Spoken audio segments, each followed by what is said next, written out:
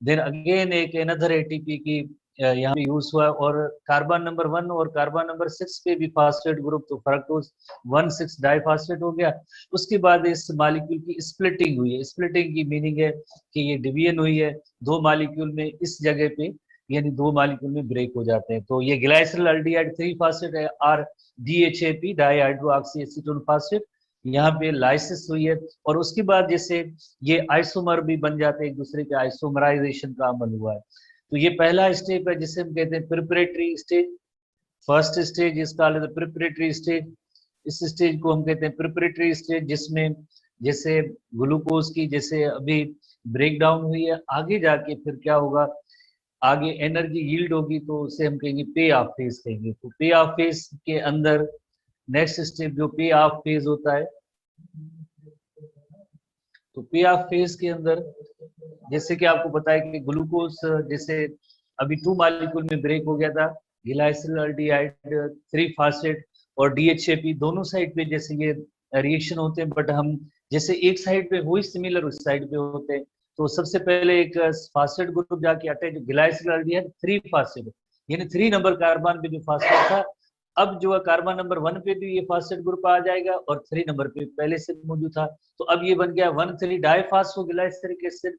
डाइफास्फो की मीनिंग है दोनों साइड पे जैसे फास्फेट ग्रुप बटे, प्लस में NADH भी इसी तरह से जो है NAD जो रिड्यूस टू NADH जैसे, इसी तरह से जो देन जो है 1,3 डाइफास्फोग्लाइसरिक एसिड है, उसमें यहाँ से अब जैसे एक फास्फेट ग्रुप रिमूव होगा, उससे ATP मॉलिक्यूल बनेगा। तो अब ये बन जाएगा 3 फास्फोग्लाइसरिक एसिड। ये था 1,3 diphosphoglyceric acid, diphosphate group remove हुआ, तो अब ये हो गया 3 फास्फोग्लाइसरिक एसिड। नेक्स्ट जो अब रीअरेंजमेंट हुई है, फास्फेट ग्रुप जो कार्बन नंबर 2 पे आया, तो ये हो गया 2 फास्फोग्लाइसरिक एसिड, 2 फास्फोग्लाइसरिक एसिड। उसी के बाद जैसे डिहाइड्रेशन का भी फिनोमेना हुआ, वाटर मॉलिक्यूल की रिमूवल हुई और फास्फोइनोल पायरुवेट या पायरुविक एसिड बना है। फास्फोइनोल पायरुवेट के बाद जैसे आपको पता है अभी भी एक फास्फेट ग्रुप जैसे मौजूद है कार्बन नंबर 2 पे, तो अब उसकी भी जैसे सबस्ट्रेट लेवल फास्फोरिलेशन के रिजल्ट में और भी ATP एक मॉलिक्यूल बनेगा, और ये PEP फास्फोइनोल पायरुवेट और pyruvic acid is converted into pyruvic acid. तो अल्टीमेटली ग्लाइकोलिसिस के अंदर 2 मॉलिक्यूल्स ऑफ पायरुविक एसिड बने। अब ये फिनोमेना कहाँ हुआ, जैसे अब ये क्वेश्चन है जरा, ये अमल जैसे सेल के साइटोप्लाज्म में हुआ, साइटोसोल के अंदर हुआ है। जैसे यूकैरियोटिक सेल है, इसका ये साइटोसोल है, इसके अंदर ये ग्लाइकोलिसिस हुआ है। अब बाकी रिमेनिंग जो स्टेप्स हैं आपको पता है कि माइटोकॉन्ड्रिया के अंदर होंगे। तो अब ये जो पायरुविक एसिड है, जैसे अगर ऑक्सीजन प्रेजेंट है तो you know very well pyruvic acid then जो है अब किस में इंटर होगी, अब जो होगी पायरुविक एसिड माइटोकॉन्ड्रिया के अंदर इंटर होगी, और देन माइटोकॉन्ड्रिया के अंदर सिट्रिक एसिड साइकिल होगा। तो पायरुविक एसिड का जैसे माइटोकॉन्ड्रिया में इंटर होना और देन जो है एसिटाइल कोएंजाइम में कन्वर्ट होना, इस रिएक्शन को हम कहेंगे लिंक रिएक्शन कहेंगे, ट्रांजिशन रिएक्शन कहेंगे। जैसे NTB के हवाले से आज जैसे एक नया टर्म जैसे हम सीखेंगे NTB में जो मौजूद है न्यू टर्म, न्यू टर्मिनोलॉजी, जिसमें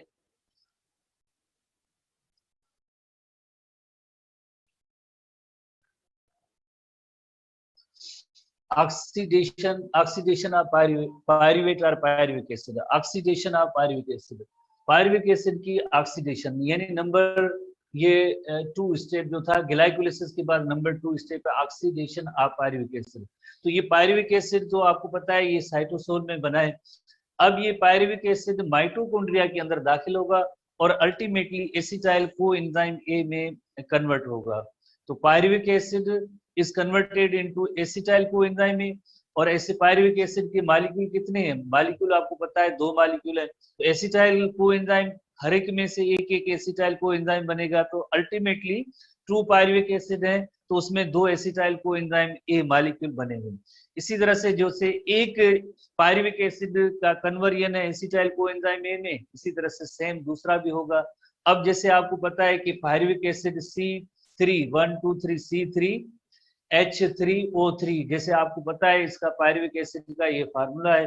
तो ये इसमें एक जैसे ग्रुप जैसे अब रियल जैसे आप देखें ना कि इनकी मॉलिक्यूल जो ऑर्गेनिक मॉलिक्यूल होते हैं उनकी स्ट्रक्चर वाइज जो उनकी रीअरेंजमेंट होने के बाद जो है जिस तरह से यहाँ पे COO जैसे एक ग्रुप है कार्बोनिल ग्रुप जिसे कहते हैं, कार्बोनिल ग्रुप है, ये इस कार्बोनिल ग्रुप की सबसे पहले रिमूवल होगी और जिसके रिजल्ट में कार्बन डाइऑक्साइड बनेगी, जिसके रिजल्ट में कार्बन डाइऑक्साइड बनेगी। ये कौन सा एरिया, ये जो एरिया है ये माइटोकॉन्ड्रिया की मेम्ब्रेन है, ये माइटोकॉन्ड्रिया की मेम्ब्रेन है। आप जैसे पूरी माइटोकॉन्ड्रिया तो नहीं बनी हुई है, इसकी एक आउटर मेम्ब्रेन है और दूसरी जो है इनर मेम्ब्रेन है। जैसे आपको पता है कि एक आउटर मेम्ब्रेन होती है, दूसरी इनर मेम्ब्रेन होती है। तो आउटर मेम्ब्रेन के जरिए तो ये पायरुविक एसिड दाखिल हो जाता है, बट इनर मेम्ब्रेन में यहाँ पे एक, जैसे आपको पता है कि यहाँ पे ट्रांसपोर्ट प्रोटीन होते हैं, ट्रांसपोर्ट प्रोटीन से ये पास होके देन जो है अंदर मैट्रिक्स ऑफ माइटोकॉन्ड्रिया, जैसे ये माइटोकॉन्ड्रियोन लिखा हुआ है, इसका मैट्रिक्स पार्ट है, तो मैट्रिक्स पार्ट के अंदर ये फिनोमेना होता है, लिंक रिएक्शन, ट्रांजिशन रिएक्शन या ऑक्सीडेशन ऑफ पायरुवेट जो है होता है, ये अमल होता है मैट्रिक्स ऑफ माइटोकॉन्ड्रिया में होता है। तो यकीनन ये जो है एक्टिव ट्रांसपोर्ट का प्रोसेस है। अब यहाँ पे क्योंकि जैसे ये प्रोटीन है, ट्रांसपोर्ट प्रोटीन, उनके जरिए जैसे पायरुविक एसिड आता है, तो ये अमल जो है यहाँ पे एक्टिव ट्रांसपोर्ट के जरिए होता है। और देन पहले स्टेप में क्या हुआ, पहले स्टेप में डी कार्बो ऑक्सीलेशन हुई है, पहले स्टेप में डी कार्बो ऑक्सीलेशन हुई है। डी कार्बो ऑक्सीलेशन का मतलब क्या है, रिमूवल ऑफ जैसे जैसे कार्बोनिल ग्रुप और उसके रिजल्ट में कार्बन डाइऑक्साइड मॉलिक्यूल बनता है। इसी तरह से जो NAD is converted into NADH दूसरे स्टेप में हुआ है। अब जैसे आपको पता है कि इसमें एक एसिटाइल अल्डिहाइड जैसे बन जाता है, साथ साथ में तीसरे स्टेप में इसके साथ कोएंजाइम ए ऐड होगा, तो ये एसिटाइल कोएंजाइम ए होगा। तो यही सेम जो रिएक्शन है इन 3 पॉइंट्स या 3 स्टेप्स की सूरत में यहाँ पे मौजूद है, जैसे हमारे NTB में कि pyruvates are produced in cytosol, यानी पायरुवेट्स कौन से, जैसे ग्लाइकोलिसिस में से आपको पता है कि ग्लाइकोलिसिस का फिनोमेना हुआ था, तो उसके रिजल्ट में जो है पायरुविक एसिड बने थे। ये अमल कहाँ पे हुआ था, ये अमल साइटोसोल में हुआ था। Because pyruvate is a charge molecule, it must enter the mitochondrion via active transport with the help of transport protein. तो अब ये पायरुविक एसिड जो है माइटोकॉन्ड्रिया के अंदर दाखिल होगा, यकीनन किसके जरिए दाखिल होगा, ट्रांसपोर्ट प्रोटीन के जरिए। आपको पता है कि जैसे एक जैसे डिफ्यूजन होती है, तो वो डिफ्यूजन सिंपल डिफ्यूजन होती है, बाकी जैसे चार्ज पार्टिकल होते हैं तो उनकी जो जैसे सेल के अंदर या किसी भी मेम्ब्रेन से अंदर इंटरनल स्ट्रक्चर में जाते हैं, तो एक्टिव ट्रांसपोर्ट का यहाँ पे अमल होगा और उसके जरिए क्या होगा कि जैसे ये pyruvic acid outer membrane of the mitochondria उसमें क्रॉस कर सकते हैं, बट जो इनर मेम्ब्रेन होती है, इनर मेम्ब्रेन, उसके जरिए यहाँ पे जो है एक ट्रांसपोर्ट प्रोटीन है, उसकी मदद से अब मैट्रिक्स ऑफ माइटोकॉन्ड्रिया के अंदर ये पायरुविक एसिड दाखिल होगा। So on entering the mitochondria, pyruvates do not directly participate in Krebs cycle. जैसे आपको पता है Krebs cycle का अमल जो है कहाँ पे होता है, Krebs cycle का अमल जैसे मैट्रिक्स ऑफ माइटोकॉन्ड्रिया में होता है। तो यानी pyruvic acid directly inter mitochondria में होने के बाद जैसे सिट्रिक एसिड साइकिल का पार्ट नहीं बनेगी, बट उससे पहले क्या होगा, उसमें एक इंटरमीडिएट बनेगा। इंटरमीडिएट की मीनिंग ये है कि pyruvic acid first of all it is converted into acetyl coenzyme A. जब एसिटाइल कोएंजाइम ए में कन्वर्ट होगी, then acetyl coenzyme A enters into Krebs cycle और सिट्रिक एसिड साइकिल। तो अब यानी क्या, कौन सा अमल होना है कि यही pyruvic acid is converted into acetyl coenzyme A, but they undergo intermediate phase called oxidation of pyruvate, यानी जो दूसरा स्टेप है, जैसे सेलुलर रेस्पिरेशन के अंदर हमने पढ़ा है कि सेलुलर रेस्पिरेशन की 4 फेजेस और स्टेप्स होते हैं, तो ये नंबर 2 फेज है, ग्लाइकोलिसिस के बाद नंबर 2 फेज है, इसमें गुजरना है इसको, पायरुविक एसिड को एसिटाइल कोएंजाइम ए में कन्वर्ट होना है। So as it links the pathway of anaerobic respiration that occurs outside the mitochondria with that occurs inside the mitochondria. आप स्टूडेंट जो टेक्स्ट बुक की इस पॉइंट को हो सकता है थोड़ा कंफ्यूजिंग पॉइंट्स हैं, आप ऐसे मैसेज करेंगे क्या लिखा हुआ है। यहाँ पे ये बताया गया है कि जैसे intermediate phase called oxidation of pyruvic acid और लिंक रिएक्शन होता है।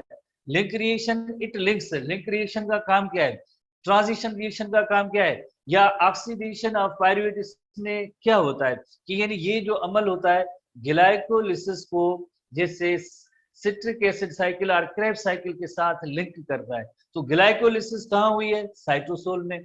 सिट्रिक एसिड साइकिल कहाँ पे होता है, माइटोकॉन्ड्रिया के अंदर होता है, मैट्रिक्स ऑफ द माइटोकॉन्ड्रिया में होता है। तो यानी ये जो 2 पॉइंट्स हैं, जैसे green colour and blue colour जैसे हमने दिया है, यानी it links the pathway of anaerobic respiration, anaerobic respiration का पाथवे क्या था? ग्लाइकोलिसिस था। That occurs outside the mitochondria, यकीनन ये माइटोकॉन्ड्रिया से बाहर हुआ है। फिनोमेना कहाँ पे हुआ है? साइटोसोल के अंदर हुआ है। With that occurs inside the mitochondria. कौन सा दूसरा प्रोसेस है? दूसरा प्रोसेस है, जैसे आपको पता है कि वो है प्रोसेस, उसका नेम है सिट्रिक एसिड साइकिल और क्रेब्स साइकिल, जो मैट्रिक्स ऑफ माइटोकॉन्ड्रिया में होता है। इन दोनों रिएक्शंस को लिंक करने के लिए कौन सा फिनोमेना है? लिंक करने के लिए ये ऑक्सीडेशन ऑफ पायरुविक एसिड या पायरुवेट है, जिसे हम लिंक रिएक्शन कहते हैं या ट्रांजिशन रिएक्शन कहते हैं। ठीक है, ग्लाइकोलिसिस और क्रेब्स साइकिल और सिट्रिक एसिड साइकिल को लिंक करने के लिए, जोड़ने के लिए जो रिएक्शन है उसे हम कहते हैं लिंक रिएक्शन और ट्रांजिशन रिएक्शन। लिंक रिएक्शन और transition reaction matrix of mitochondria में होता है। ठीक है, तो ये पॉइंट्स जैसे इस तरह की है कि यानी ग्लाइकोलिसिस साइटोसोल में हुआ है और बाकी जैसे मैट्रिक्स ऑफ माइटोकॉन्ड्रिया उसके अंदर क्रेब्स साइकिल है, उन दोनों को लिंक करने के लिए यही ट्रांजिशन रिएक्शन और लिंक रिएक्शन होता है। अब इसके स्टेप्स हैं, 3 स्टेप्स हैं, जिससे नंबरिंग भी हमारे टेक्स्ट बुक में नंबरिंग भी दी गई, डायग्राम भी है एनटीपी में, ऐसे 3 step. First it undergoes D carboxylation in which molecule of ये यहाँ पे पॉइंट मिस है। Decarboxylation in which molecule of carbon dioxide removed from pyruvate to form acetylaldehyde। ठीक है, ये जैसे आप देखें पहले स्टेप में, जैसे हमारे टेक्स्ट बुक में जैसे पहले स्टेप में जैसे आप देख रहे हैं कि ये जो पायरुविक एसिड था जो 3 कार्बन कंपाउंड था, इसमें यानी एक डी कार्बोक्सिलेशन होती है। हमेशा आप याद रखें de refers to remove, decarboxylation का अमल हुआ, यानी जो कार्बोनिल ग्रुप है उसकी जो रिमूवल हुई है और कार्बन डाइऑक्साइड मॉलिक्यूल बनाए। तो इस अमल को हम कहेंगे नंबर 1 रिएक्शन को हम कहेंगे कि इसमें डी कार्बोक्सिलेशन हुई है। यकीनन जब डी कार्बोक्सिलेशन होगी तो अब रिमेनिंग क्या बचता है? अब रिमेनिंग बचेगा उसे हम कहेंगे एसिटाइलल्डिहाइड। एसिटाइलल्डिहाइड एक और भी जैसे इलस्ट्रेशन हम उसके जरिए भी हम समझेंगे। एसिटाइलल्डिहाइड 2 कार्बन कंपाउंड है, क्योंकि जो पायरुविक एसिड 3 कार्बन है उसमें एक कार्बन जो है रिमूव हो गया, डी कार्बोक्सिलेशन हो गई। अब नेक्स्ट स्टेप में क्या होगा? नेक्स्ट स्टेप में then NAD removes hydrogen from acetaldehyde. तो ये जैसे देखें NAD जो है ये रिमूव कर रहा है एसिटाइलल्डिहाइड से हाइड्रोजन, और हाइड्रोजन रिमूव करेंगे तो अब ये जो है NADH हो जाता है, plus proton, NADH plus proton. अब ये हुआ number 2 step. NAD removes hydrogen from acetaldehyde और इसके रिजल्ट में ये NADH हो गया। अब नंबर 3 स्टेप बचा है। 3 स्टेप में क्या होता है? फाइनली सर रुकिए। तो हम लिंक रिएक्शन और ट्रांजिशन रिएक्शन पढ़ रहे थे, तो दोबारा से देखिए थोड़ा सिलसिला जो है डिस्कनेक्ट हो गया था टेक्निकल इश्यूज की वजह से। जैसे उसमें नंबर 1 स्टेप था, यू नो वेरी वेल की नंबर 1 स्टेप के अंदर जैसे डी कार्बोक्सिलेशन का फिनोमेना हुआ। नंबर 2 के अंदर जैसे NAD 2 हाइड्रोजन रिमूव हुए NADH बना है। और तीसरे स्टेप में जैसे finally acetyl group is combined with coenzyme to form acetyl coenzyme. तो इस तरह से जो है एसिटाइल कोएंजाइम ए बनता है, एसिटाइल कोएंजाइम ए बनता है। और सेम इससे और एक और बेहतर डायग्राम हमारे एनटीपी में भी मौजूद है, जिसमें आप यकीनन देखेंगे। तो फर्स्ट स्टेप है जिसमें ये पायरुविक एसिड है जो 3 कार्बन कंपाउंड है, और 3 कार्बन कंपाउंड में डी कार्बोक्सिलेशन का फिनोमेना हुआ है, यकीनन कार्बन डाइऑक्साइड की रिमूवल हुई है। तो उसके रिजल्ट में एसिड बना है। और उसकी बाद जैसे आप देखें इस स्टेप में क्या हुआ, NAD ने हाइड्रोजन को रिमूव किया है। जैसे ये एसिटाइल अल्डिहाइड या एसीटेट, इसमें हाइड्रोजन को रिमूव किया है और उसके रिजल्ट में NADH बना है। इस अमल को हम कहेंगे डीहाइड्रोजनेशन कहेंगे, डीहाइड्रोजनेशन कहेंगे। Removal of hydrogen from organic compound, किसी भी ऑर्गेनिक कंपाउंड से हाइड्रोजन आयंस की रिमूवल को हम कहेंगे डीहाइड्रोजनेशन कहेंगे। तो इसी तरह से जो उसके बाद नंबर 3 स्टेप जैसे कोएंजाइम, अब जब रिमूवल हो गया तो साथ साथ में कोएंजाइम भी इसी एसिटाइल ग्रुप से जैसे अटैच होता है, तो ये बन जाता है एसिटाइल कोएंजाइम ए। एसिटाइल कोएंजाइम ए, ये अब ये मॉलिक्यूल हो गया, इसका नेम है एसिटाइल कोएंजाइम ए। ये सेम है।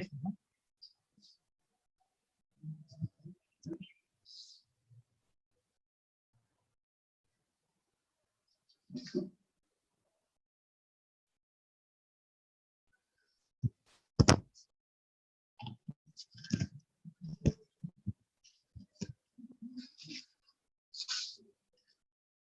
रिमूवल ऑफ हाइड्रोजन एटम जो उससे हम कहेंगे, या किसी भी ऑर्गेनिक कंपाउंड से, तो उससे हम कहेंगे डीहाइड्रोजनेशन। डीहाइड्रोजनेशन के बाद जैसे कोएंजाइम ए भी अटैच हुआ, तो इस तरह से एसिटाइल कोएंजाइम ए। ये हमारे एनटीबी बुक के अंदर डायग्राम मौजूद है, पेज नंबर 90 पे। ठीक है, होपफुली आपने लिंक रिएक्शन पढ़ लिया होगा या समझ लिया होगा। अब हम आते हैं, यानी अब acetyl coenzyme A now it इंटर्स into citric, जो क्रैब साइकिल कहें आप या सिट्रिक एसिड साइकिल कहें। अब ये अमल स्टार्ट यहाँ से होगा। जैसे और मजीद इलस्ट्रेशन है, कई इलस्ट्रेशन है, जैसे स्टेप्स भी दिए गए, आसान, बहुत ही आसान से स्टेप है। जैसे पायरुवेट है या pyruvic acid, carboxyl group is removed from the pyruvate releasing carbon dioxide. ये रिमूव हुआ है नंबर 1 स्टेप पे, और यहाँ पे कार्बन डाइऑक्साइड बन गया है। उसके बाद NAD is reduce to NADH, NAD is reduce to NADH because अब इसने जो है यहाँ पे हाइड्रोजन आयन को रिमूव किया। इस अमल को जैसे ये ऑक्सीडेशन रिएक्शन भी है, बिकॉज जैसे रिमूवल ऑफ या लूजिंग ऑफ, जैसे losing of electron is called as oxidation, जैसे लूजिंग है ना इलेक्ट्रॉन की। तो इसी तरह से अब तीसरे स्टेप में जैसे an acetyl group is transferred to coenzyme A resulting in acetyl coenzyme. उसके रिजल्ट में जो अब जो एसिटाइल कोएंजाइम ए बन गया। इसी तरह से आप अगेन देखें, बिकॉज हमने आज जैसे बहुत ज्यादा थोड़ी डिस्कनेक्टिविटी हुई है, पता नहीं स्टूडेंट ने फॉलो किया होगा या नहीं किया होगा। हम तो आज जैसे स्टार्ट ही जैसे लिंक रिएक्शन और ट्रांजिशन रिएक्शन से किया है। Carboxyl group is removed from pyruvate releasing carbon dioxide, again वही सेम ऑक्सीडेशन रिएक्शन हुआ है। डीहाइड्रोजनेशन का भी अमल हुआ है।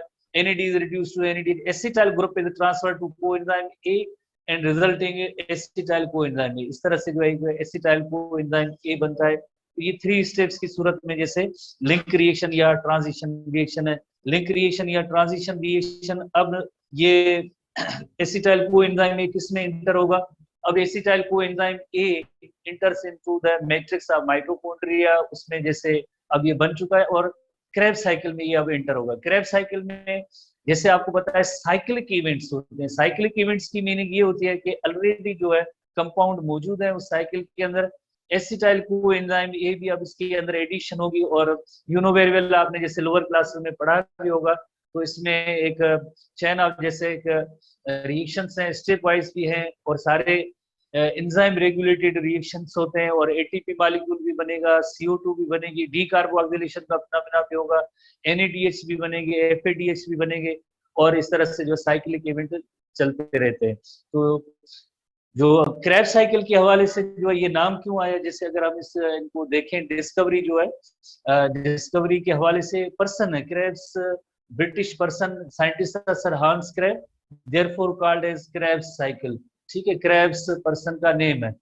क्रैब साइकिल एसिटाइल कोएंजाइम में, जैसे आपको पता है जो 2 कार्बन कंपाउंड है, transfers acetyl group to 4 carbon compound जो ऑलरेडी साइकिल के अंदर, जैसे हमने अभी बात नोट की, जैसे कोएंजाइम एसिटाइल कोएंजाइम ये तो इंटर हुआ है एसिटाइल को, ऑलरेडी यहाँ पे 4 कार्बन कंपाउंड होता है जिसका नेम है ऑक्सैलोएसिटिक एसिड या OA कहते हैं, और उसके रिजल्ट में जैसे एक 6 कार्बन कंपाउंड बनता है। यानी जैसे ऑक्सैलोएसिटिक एसिड 4 कार्बन कंपाउंड है और एसिटाइल कोएंजाइम में 2 कार्बन कंपाउंड है, तो यकीनन जो पहला कंपाउंड बनेगा वो होगा सिट्रिक एसिड, और सिट्रेट होगा वो 6 कार्बन कंपाउंड होगा। 4 जो 4 carbon compound OA oxaloacetic acid, और कोएंजाइम ये ऑलरेडी जैसे अभी आपने जैसे नोट किया 2 कार्बन कंपाउंड, 4 और 2 यानी 6 कार्बन कंपाउंड कौन सा होगा? सिट्रिक एसिड और सिट्रेट होगा। सो इस साइकिल को हम कहेंगे सिट्रिक एसिड साइकिल। जैसे सबसे पहले नाम ये क्यों आए ये हम इसको नोट करेंगे। पहला नाम जैसे citric acid cycle, Krebs cycle, तो वो तो पर्सन है डिस्कवरी की वजह से आया, और ये सिट्रिक एसिड साइकिल इस वजह से आया है बिकॉज जैसे कोएंजाइम ए जो 2 कार्बन कंपाउंड है और ऑलरेडी प्रेजेंट जो ऑक्सैलोएसिटिक एसिड 4 कार्बन कंपाउंड, उसके रिजल्ट में फर्स्ट जैसा रिएक्शन होता है उसमें एक स्टेबल कंपाउंड 6 कार्बन का बनता है, उसे कहेंगे citric acid. So this cycle is known as citric acid cycle. Citric acid cycle tricarboxylic cycle भी कहते हैं, TCA साइकिल भी कहते हैं, because the first compound which is found in the cycle is the citric acid and they contain 3 carboxylic acid group. 3 carboxylic acid group की होने की वजह से इसका नेम रखा गया है TCA cycle, try carboxylic acid cycle. तो यानी इस साइकिल की जो 3 नेम्स है, एक डिस्कवरी के हवाले से है, नंबर 2 स्टेबल कंपाउंड 6 कार्बन का बनता है, उसका नेम है सिट्रिक एसिड, तो सिट्रिक एसिड साइकिल। और इसी सिट्रेट के अंदर या सिट्रिक एसिड के अंदर 3 कार्बोक्सिलिक एसिड ग्रुप होते हैं, तो इसे हम कहेंगे 3 कार्बोक्सिलिक एसिड ग्रुप होने की वजह से TCA साइकिल या ट्राई कार्बोक्सिलिक एसिड साइकिल भी कहते हैं। तो यानी इसके 3 जो है, यकीनन इसके 3 नेम्स हैं जो आप नोट भी करेंगे कि ये इसका नेम क्यों आया है, तो मीन्स उसका रीजन जो यहाँ पे हमने अभी डिस्कस किया। और ये अमल होता कहाँ है? ये अमल होता है मैट्रिक्स ऑफ माइटोकॉन्ड्रिया में, मैट्रिक्स ऑफ माइटोकॉन्ड्रिया में। मैट्रिक्स, ये छोटे छोटे से क्वेश्चन है, यकीनन जो आप ऐसे सवाल याद करेंगे, मैट्रिक्स ऑफ माइटोकॉन्ड्रिया। इससे पहले लिंक रिएक्शन जैसे हुआ था वो भी मैट्रिक्स ऑफ माइटोकॉन्ड्रिया में हुआ, ग्लाइकोलिसिस का भी हुई साइटोसोल के अंदर हुई है। और जैसे आखिरी जो चौथा जैसे एक स्टेप है इलेक्ट्रॉन ट्रांसपोर्ट चेन, वो कहाँ होगा? क्रिस्टी के अंदर होगा। माइटोकॉन्ड्रिया की इनर मेम्ब्रेन है जिन्हें हम कहते हैं क्रिस्टी कहते हैं, वहां पे इलेक्ट्रॉन ट्रांसपोर्ट चेन होता है। तो इसी तरह से जैसे ओवरऑल एक व्यू है कि इस साइकिल के अंदर होता क्या है। जैसे कि आपको पता है कि एसिटाइल कोएंजाइम में जो 2 कार्बन कंपाउंड है, ऑलरेडी प्रेजेंट जो है ऑक्सैलो एसिटिक एसिड जो है 4 कार्बन कंपाउंड था, और ये एसिटाइल कोएंजाइम में 2 कार्बन कंपाउंड, तो उसमें जो है सिट्रिक एसिड बना तो वो 6 कार्बन कंपाउंड था। सिट्रिक एसिड बनने के बाद जैसे आपको पता है कि उसमें आइसोसिट्रेट बनता है, सिट्रिक एसिड आइसोसिट्रेट के बाद जैसे यू नो वेरी वेल, जैसे एक अल्फा कीटो ग्लूटरेट बनता है, उसके बाद सक्सिनिल कोएंजाइम है, सक्सिनिल कोएंजाइम के बाद succinate, fumarate, malate, oxaloacetic acid. और इसी तरह से जो है काफी जगहों पे FADH, जैसे एक जगह पे FADH बनेगा, NADH भी 2 जगहों पे बनेंगे, और ATP मॉलिक्यूल भी बनेंगे, और इसी तरह से CO2 भी मॉलिक्यूल बनेंगे, इस साइकिल के अंदर होगा। ये इस साइकिल को जैसे सिट्रिक एसिड साइकिल कहते हैं। ये साइक्लिक इवेंट्स हैं, हर एक स्टेप को हम अलग से डिस्कस करेंगे। तो पहला स्टेप आपको पता है कि जिसमें कौन सा अमल होगा। जैसे आपको पता है कि पहले स्टेप को हम कहते हैं सिंथेसिस। सिंथेसिस किसकी? यानी पहले स्टेप में जैसे आपको पता है कि 2 कार्बन कंपाउंड है जिसका नेम है एसिटाइल कोएंजाइम, जो कहां से आया है? जो ट्रांजिशन और लिंक रिएक्शन से आया।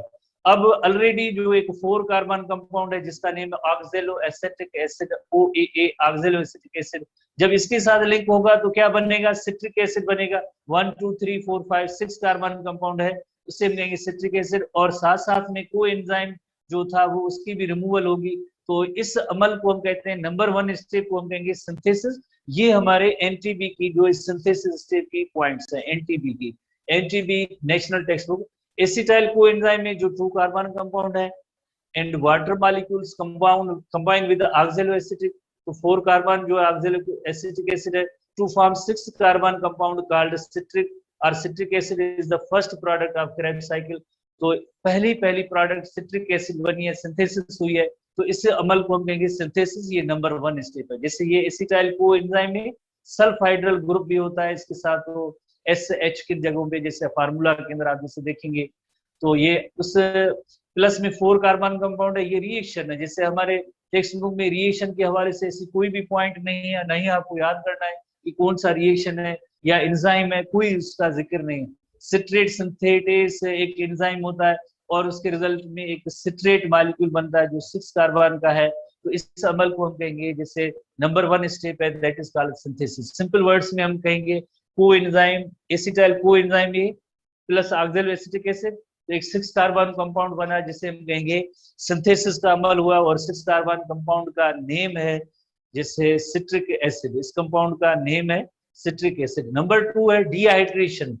डी लफ्ज की मीनिंग की रिमूवल है, हाइड्रो रेफर्स टू वाटर, यानी वाटर की रिमूवल हुई है, डिहाइड्रेशन का अमल हुआ है।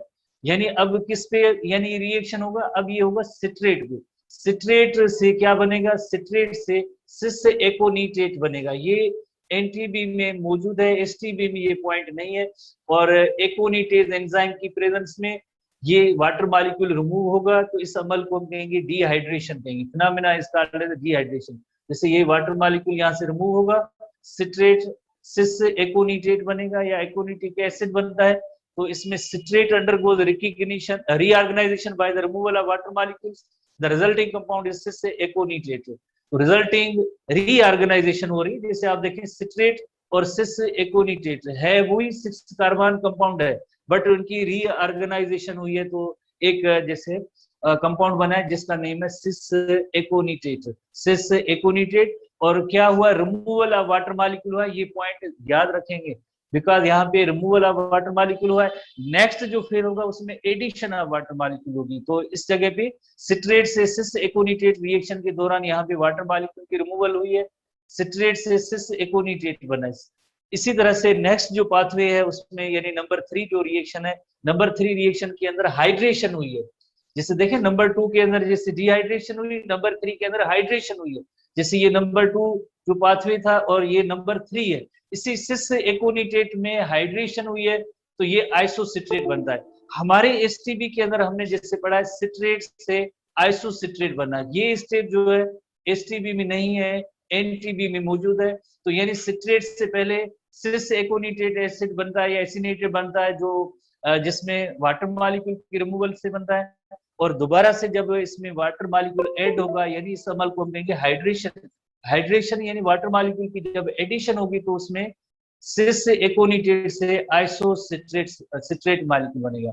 और हमारे एचटीबी के अंदर क्या है, सिट्रेट से डायरेक्टली बताया गया है आइसोसिट्रेट बनता है। ठीक है, तो ये नंबर 3 स्टेप है जिसे हम कहेंगे हाइड्रेशन, यानी cis aconitate is converted into isocitrate with the addition of water molecule, actually citrate and isocitrate are isomer to each other।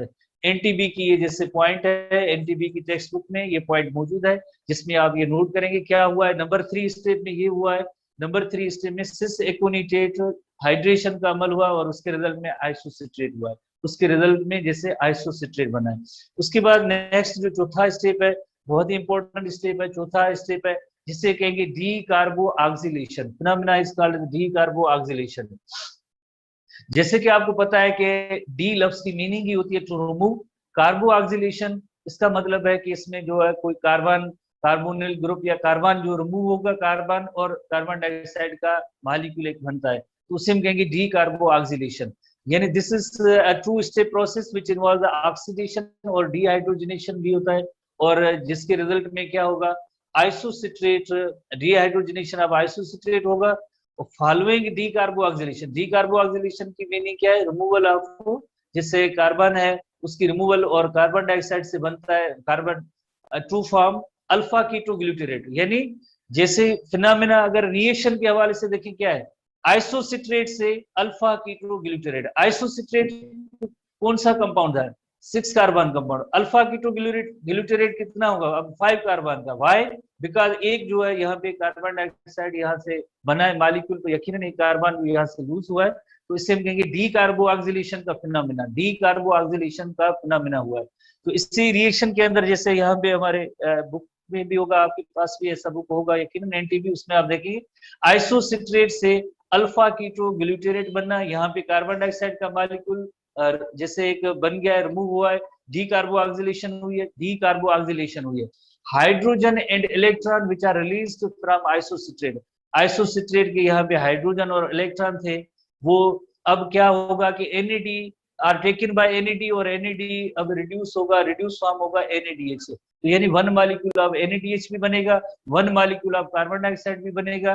किस तरह से, hydrogen and electron, hydrogen and electron which are release from isocitrate, क्योंकि isocitrate से alpha keto glutaric acid बना था, तो इसके substrate के इलेक्ट्रॉन और जो electron and hydrogen are release from isocitrate which are taken by NAD to form NADH while the carboxyl group is released into the carbon dioxide. तो यानी इस पाथवे या इस रिएक्शन के अंदर क्या हुआ है, आइसोसिट्रेट से अल्फा कीटो ग्लूटेरिक एसिड बना है, जिसमें एक कार्बन डाइऑक्साइड का मॉलिक्यूल बना है, और NAD इज रिड्यूस जैसे हुआ है उसमें जैसे NADH बन गया है, तो इस NADH बना है। इस अमल को जैसे हम कहेंगे कि ये ऑक्सीडेटिव डी कार्बो ऑक्सीलेशन है, ऑक्सीडेटिव डी कार्बो ऑक्सीलेशन का अमल है। डी कार्बो ऑक्सीलेशन में क्या हुआ है, रिमूवल ऑफ जैसे कार्बन, जिसके रिजल्ट में जैसे कार्बन डाइऑक्साइड बना है, तो ये बहुत ही इंपॉर्टेंट स्टेप है। फर्स्ट टाइम जैसे 6 कार्बन कंपाउंड है उसमें जैसे अब 5 कार्बन कंपाउंड बना है, और विद फॉर्मेशन ऑफ जैसे एक कार्बन डाइऑक्साइड का भी मॉलिक्यूल और एक NADH का मॉलिक्यूल, बहुत ही इंपॉर्टेंट स्टेप है। अब अल्फा कीटोग्लूटेरेट है, उसमें नेक्स्ट एक और भी जैसे डीकार्बोक्सिलेशन का फिनोमेना होगा, एक और CO2 मॉलिक्यूल भी बनेगा, और एक और जिस तरह से NADH भी मॉलिक्यूल बने। सेम इसी तरह से नेक्स्ट नंबर 5 स्टेप है, बट फर्क सिर्फ इतना है कि ये ऑलरेडी जैसे अल्फा कीटोग्लूटेरेट जो है 5 कार्बन है। अब इस 5 कार्बन में से जैसे अब नेक्स्ट जो मॉलिक्यूल होगा वो यकीनन 4 कार्बन का होगा। अल्फा कीटोग्लूटेरेट जो एक 5 कार्बन कंपाउंड है, इसमें सक्सिनिल कोएंजाइम ये बनेगा जो 4 कार्बन कंपाउंड होगा, क्योंकि वन मॉलिक्यूल आपसे ये जो CO2 यहाँ पे रिमूव होगा बनेगा, और एक NADH भी बनेगा। ठीक है, एंजाइमेटिक पाथवे है, और जाहिर अब हमारे NTB के अंदर या STD के अंदर एंजाइम का जिक्र नहीं है, ये सारे पाथवे जो एंजाइमेटिक पाथवे होते हैं। तो इसी तरह से जो अगर हम देखें जैसे ये आइसोसिट्रेट से अल्फा कीटोग्लूटेरेट बना है, तो अब अल्फा कीटोग्लूटेरेट आपको पता है 5 कार्बन का है, इसमें सक्सिनिल कोएंजाइम ए बनता है, बिकॉज इसमें एडिशन ऑफ कोएंजाइम ए भी होती है, कोएंजाइम यहाँ पे इसमें ऐड भी होता है, तो इसे हम कहेंगे सक्सिनिल कोएंजाइम ए मॉलिक्यूल बना है। और जैसे कि आपको पता है electron and hydrogen from alpha glutarate जो है ये जैसे यहाँ से रिमूव हुए तो उससे NADH मॉलिक्यूल भी बना है, CO2 भी बना है। तो इस पाथवे को हम कहेंगे, इस रिएक्शन को कहेंगे ऑक्सीडेटिव डीकार्बोक्सिलेशन, यानी एडिशन ऑफ कोएंजाइम ए, साथ साथ में एडिशन ऑफ कोएंजाइम ए भी हुई है, डीकार्बोक्सिलेशन का भी फिनोमेना हुआ। तो alpha ketoglutarate again undergoes oxidative decarboxylation. The hydrogen and electron which are released from the alpha ketoglutarate are taken by NAD to form NADH, while the carboxyl group is released, carboxylic group released from and form carbon dioxide, then it combines with coenzyme A to form succinyl coenzyme A. तो आपने यहाँ पे देखा जैसे alpha ketoglutarate है, उसमें succinyl coenzyme A बना है, कोएंजाइम की एडिशन की वजह से सक्सिनिल कोएंजाइम ए, और अब ये सक्सिनिल कोएंजाइम एक how many carbon atom 4 carbon का, क्यों कि डीकार्बोक्सिलेशन हुई है, एक कार्बन डाइऑक्साइड का मॉलिक्यूल और भी बना है। जैसे सेलुलर जो रेस्पिरेशन की रिएक्शन के अंदर आप अगर बताएंगे कि how many carbon dioxide molecule are produced, how many carbon dioxide molecules are produced, number तादाद बताएं 1 2 3 4 5 6। मुजीब रहमान साहब, टोटल सेलुलर रेस्पिरेशन के अंदर कार्बन डाइऑक्साइड कितने मॉलिक्यूल होंगे, इक्वेशन में मौजूद है घणो 6 के अलावा और 6 करेक्ट है। जैसे आपको पता है कि पायरुविक एसिड कितने बने थे, पायरुविक एसिड 2 मॉलिक्यूल थे, उनमें से एसिटाइल कोएंजाइम कितने बने थे, एसिटाइल कोएंजाइम मॉलिक्यूल ये भी 2 बने थे। हमने क्या रिएक्शन, एक रिएक्शन पढ़ा है जिसमें डीकार्बोक्सिलेशन, हर एक पायरुविक एसिड में एक कार्बन डाइऑक्साइड रिमूव, एक पायरुविक एसिड में एक कार्बन डाइऑक्साइड, और जाहिर है दूसरा पायरुविक एसिड होगा तो एनअदर कार्बन डाइऑक्साइड भी रिमूव होगी। तो यानी लिंक रिएक्शन या ट्रांजिशन रिएक्शन के अंदर कितने CO2 के मॉलिक्यूल बनते हैं, लिंक रिएक्शन या ट्रांजिशन रिएक्शन के दौरान जो है 2 कार्बन डाइऑक्साइड के मॉलिक्यूल बनते हैं। अब रिमेनिंग जैसे 4 कौन से 4, जैसे आपको पता है कि यहाँ पे 2 एसिटाइल कोएंजाइम ए जो है इंटर हुए, 2 ऐसे मॉलिक्यूल हुए, 2 एसिटाइल कोएंजाइम ए जो है इसमें दाखिल हुए। तो एक जैसे आपको पता है कि ये साइकिल है सिर्फ एक एसिटाइल कोएंजाइम ए का, जो क्रेब साइकिल या सिट्रिक एसिड साइक्लिक इवेंट है, एक एसिटाइल कोएंजाइम ए मॉलिक्यूल के हैं।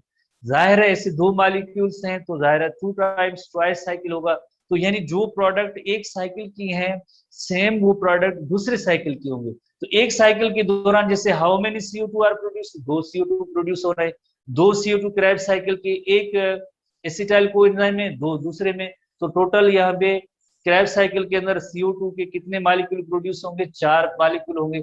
लिंक रिएक्शन के कितने होते हैं, 2 होते हैं। तो इस तरह से 6 CO2 मॉलिक्यूल प्रोड्यूस होते हैं ड्यूरिंग सेलुलर रेस्पिरेशन, जिसमें 2 जो कार्बन डाइऑक्साइड के मॉलिक्यूल होते हैं वो लिंक रिएक्शन या ट्रांजिशन रिएक्शन में, रिमेनिंग जो 4 जो कार्बन डाइऑक्साइड के मॉलिक्यूल है इस सिट्रिक एसिड साइकिल और क्रेब साइकिल में प्रोड्यूस हो। किन किन पॉइंट पे जैसे प्रोड्यूस हुए, आपने जैसे देखा आइसोसिट्रेट से अल्फा कीटोग्लूटेरेट बना, तब भी एक कार्बन डाइऑक्साइड का मॉलिक्यूल बना था। अल्फा कीटोग्लूटेरिक एसिड से सक्सिनिल कोएंजाइम ए बनने में भी एक और अमल हुआ था डीकार्बोक्सिलेशन का, जिसके रिजल्ट में भी एक और कार्बन डाइऑक्साइड का मॉलिक्यूल बना है। तो इस तरह से एक सिट्रिक एसिड साइकिल के अंदर दो कार्बन डाइऑक्साइड, दूसरा भी होगा यकीनन क्योंकि दो acetyl co enzyme A inter होते हैं। तो इसी तरह से 2+2 यकीनन 4 CO2 जो बनेंगे वो इस सिट्रिक एसिड साइकिल में, 2 CO2 बनेंगे लिंक रिएक्शन या ट्रांजिशन रिएक्शन में। टोटल जो 6 CO2 मॉलिक्यूल बनते हैं सेल्यूलर रेस्पिरेशन में। तो यही पॉइंट आपको बतानी थी कि 6 मॉलिक्यूल कार्बन डाइऑक्साइड के किस तरह से बनते हैं। ठीक है, तो आपने यहाँ पे जैसे देखा दो जगहों पे यानी डी कार्बो ऑक्सीडेशन का फिनोमेना हुआ है। एक जैसे आइसोसिट्रेट से अल्फा कीटो ग्लूटारेट बनने में, और दूसरा अमल कब अल्फा कीटो ग्लूटारेट से जैसे सक्सिनिल को एंजाइम बनने में एक और CO2 मॉलिक्यूल भी रिमूव हुए। साथ साथ में आपने ये भी देखा दो NADH मॉलिक्यूल भी बने, दो NADH मॉलिक्यूल। और यहाँ पे जस्ट फर्क इसमें इतना है कि ये को एंजाइम में ऐड हुआ है तो इसे हम सक्सिनिल को एंजाइम है। उसके बाद बहुत ही एक इंपॉर्टेंट स्टेप है जिसमें हम कहेंगे कि जो से सेलुलर रेस्पिरेशन के दौरान जैसे ATP मॉलिक्यूल बनते हैं, तो अब इस स्टेप में ATP मॉलिक्यूल बनने का अमल होगा। नेक्स्ट जो अब स्टेप है इसमें ATP मॉलिक्यूल बनेंगे। ATP फॉर्मेशन ऑफ ATP हमारे NTB में 6 नंबर हेडिंग है, 6 नंबर हेडिंग है NTB में फॉर्मेशन ऑफ ATP किस तरह से बनेंगे। So coenzyme A is removed from succinyl coenzyme to form succinate. जैसे सक्सिनिल कोएंजाइम A है, सक्सिनिल कोएंजाइम A है, इसमें कोएंजाइम A की रिमूवल हुई, जैसे ये जो ना रिमूवल हुई है, और उसके रिजल्ट में क्या बना है सक्सिनेट और सक्सिनिक एसिड बना है। पहला इवेंट ये हुआ। Number 2, reaction releases sufficient energy which is used to combine with GTP and P forming GTP। इस रिएक्शन के दौरान sufficient energy is released which is used to GDP plus P, उससे GTP बनेगा। G स्टैंड्स फॉर गुआनोसिन, जैसे adenosine guanosine. जैसे आपको पता है कि अगर एडिनिन नाइट्रोजिनस बेस होता है तो एडिनोसिन ट्राइफॉस्फेट बनता है ATP, और गुआनोसिन यानी GTP गुआनोसिन ट्राइफॉस्फेट। यानी इस रिएक्शन के दौरान जो सफिशिएंट एनर्जी रिलीज होगी उसकी वजह से GDP plus P is GTP, साथ साथ में GTP मॉलिक्यूल भी बनेगा। अब GTP प्लस ADP तो ATP बनेगा। तो ये भी इस तरह से फाइनली जैसे ATP मॉलिक्यूल के बनने का अमल होगा, ये भी इसमें जैसे मौजूद है। इस रिएक्शन के अंदर हमारे NTP के अंदर लिखा हुआ है GTP reacts with ADP, GTP reacts with ADP to form ATP, उसके रिजल्ट में ATP बनेगा, while GTP is again converted into GDP।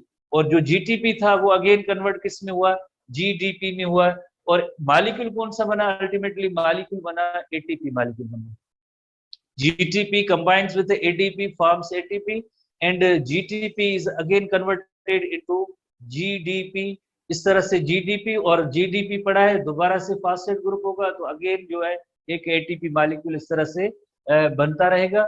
और आप स्टूडेंट अगर बताएंगे कि ये ATP मॉलिक्यूल जो बना है ये कौन सा फिनोमेना है, कौन सा प्रोसेस है जिसके जरिए ये ATP मॉलिक्यूल बना है। यासिन साहब, मुजीबुर रहमान साहब, जेठान साहब, प्रोसेस का नेम बताएं कि ये कौन सा प्रोसेस है। सबस्ट्रेट लेवल फास्फोरिलेशन, एग्जैक्टली आप वेरी इंटेलिजेंट स्टूडेंट्स हैं। तो ये सबस्ट्रेट लेवल फास्फोरिलेशन है। ग्लाइकोलिसिस के दौरान भी जैसे आपने 2 पॉइंट्स देखे जहां पे ATP बने थे वो भी सबस्ट्रेट लेवल फास्फोरिलेशन है।